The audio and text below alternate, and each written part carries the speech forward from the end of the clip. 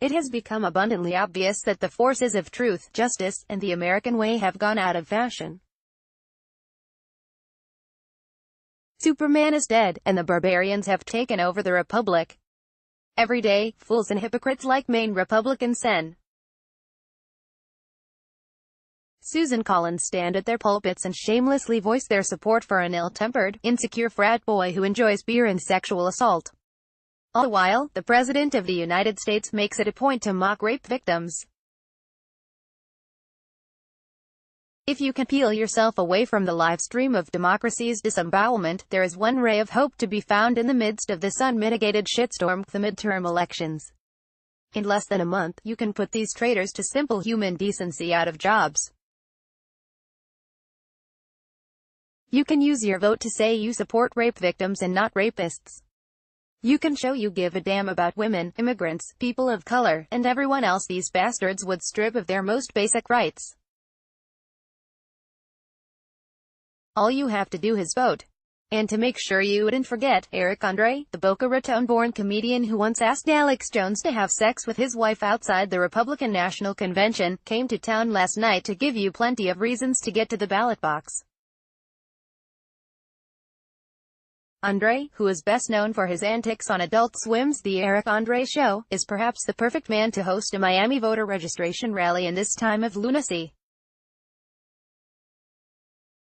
He is, after all, the kind of person you might be inclined to describe as a lunatic. His comedy is irreverent, and his behavior is often bizarre, but in addition to being a controversial instigator, he's also incredibly intelligent and fiercely liberal. All of this adds up to the kind of entertainer for which right-wingers have absolutely no patience, a feeling that goes both ways as far as Andre is concerned. I don't know if you've noticed, but our country is going to fucking hell in a handbasket, Andre began when he took the stage at Gramps in Wynwood last night. Today is rough. After every joke, you're gonna be like, "Aw, that's fucking funny," but then you're gonna cry. He covered a range of topics, some more seriously than others. He mentioned the sexual predators running the show, in an obvious reference to Donald Trump and Brett Kavanaugh.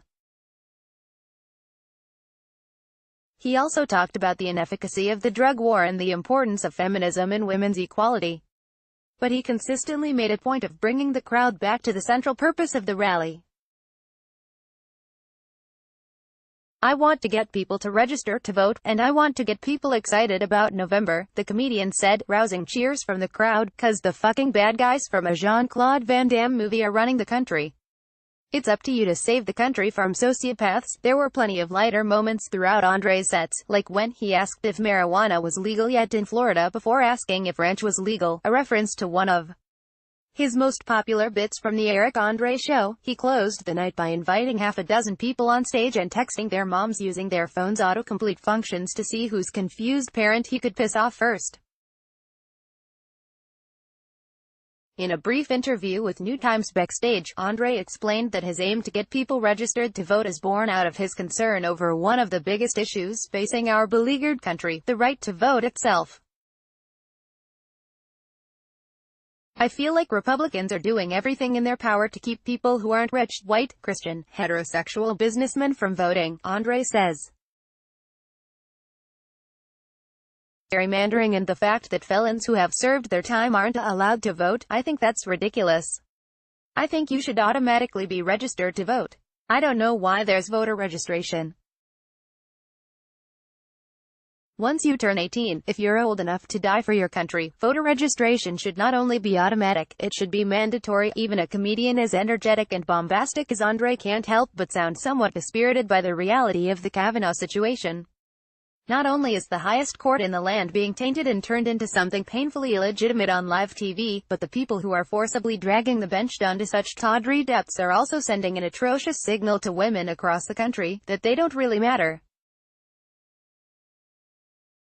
Still, Andre is trying to keep the faith. "I think it's sad and disgusting, but I won't give up hope, and I hope it energizes the resistance. It's actually business as usual. The way we treat women in this country is disgusting.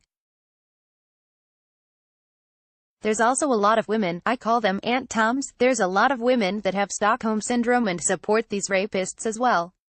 Senator Collins voted for Kavanaugh, so I'm at first disillusioned, but you can't give up hope, and you have to fight the power. Andre was far from the only one at last night's rally to criticize the sad state of affairs in today's America. Billy Corben, the local documentarian best known for his film Cocaine Cowboys, co-hosted the event, often leading the crowd in chants of, "If we vote, we win." If you've ever heard Corben speak, you know that he doesn't mince words. "Alright, I have some good news and some bad news," the director began. "The bad news is the American experiment in democracy has failed. The good news is we have one chance to unfuck it up, and it is imminent. It is coming on November 6th. He went on to compare the status quo in the United States to the third act of Star Wars, The Empire Strikes Back. We just have to hope that there's a return of the Jedi at this point. The evening saw a number of different speakers take the stage, from Nikki Fried, the Democrat and former marijuana lobbyist who is running for Florida Agriculture Commissioner, to Bradley Thornton and Ryan and Matthew Deitch, students from Parkland who came to the rally on behalf of March for Our Lives. "If you're not registered to vote, there are people registering you guys to vote all around this event," said Matthew Deitch, a former student of Marjorie Stoneman Douglas High. "Tell your friends to register to vote. Make sure you drag them to the polls. Uber and Lyft are giving free rides. You literally have no excuse unless you hate this country, and if you hate this country, you should vote to make this country whatever you want." And as impassioned and moving as many of the speakers who took the stage were, the voices of those in attendance were just as profound and powerful. Cassie Torrance recently moved to Miami from Ohio and works in the city as a public school teacher. She came out to support an upcoming referendum that will be on the ballot in November that could give teachers in Miami-Dade up to a 20% raise in their salaries. "I work in the inner city, and let me tell you," says Torrance, "my kids are hungry every day, my kids are tired every day. And if I can have that bit of extra money to buy them food, to provide for them a little more, I'll be able to do my job better, because you can't teach kids that are hungry, you can't teach kids that are tired." In addition to raising awareness about the importance of helping public school teachers earn some of the pay that they've long been due, Torrance was motivated to come out and lend her voice to this rally by the Kavanaugh hearings that have weighed so heavily on so many people's hearts and minds over the past weeks. "The fact that I watched these hearings and I wasn't surprised by anything is indicative of the fact that something needs to change in our country. Hearings made me feel sick," explains Torrance. "But I'll tell you, I hope that women who listen to this hearing mobilize. I hope that they come out to events like they came tonight, because all that I can say is that when you see some sick bastard like this who is gonna make decisions that are going to affect us for the rest of his lifetime, I really hope we all mobilize to make sure that doesn't happen." And while it may now be all but impossible to stop Kavanaugh from ascending to the bench of the Supreme Court of the United States, there are still 3 days to register to vote for the midterms. The only thing that can stop this from happening over and over and over again is your vote. If you haven't registered to vote or need to update your registration, you can do so at registertovoteflorida.gov.